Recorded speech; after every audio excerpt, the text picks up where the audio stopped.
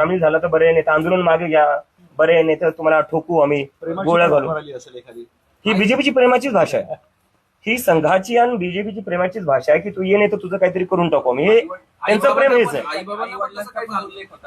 आई बाबांनाही चालू होतं, पण बीजेपी मध्ये या नाही तर आईबाप हो, आई बापाचं पाहून घेऊ आम्ही, तुझ्या घरी जाऊन पाहून घेऊ. तर तुम्ही माझ्यावर काय करणार? तुम्ही माझ्या म्हणजे तुम्ही भीती एका 30 वर्षाच्या मुलाला, नरेंद्र मोदीच्या तर मला वाटतं मी नातवाच्या वयाचा असेल, अमित शहाच्या नातवाच्या वयाचा असेल मी. तुम्ही तुमच्या नातवाच्या मुलांना अशा धमक्या देतात, लाज वाटली पाहिजे तुम्हाला. म्हणजे काय करताय तुम्ही? हा जेएनजीचा चेहरा पुढील काळात राजकीय पक्षामध्ये जाईल किंवा राजकारणात? खूप पुढचं बोलतोय सर आपण, खूप पुढचं बोलतोय.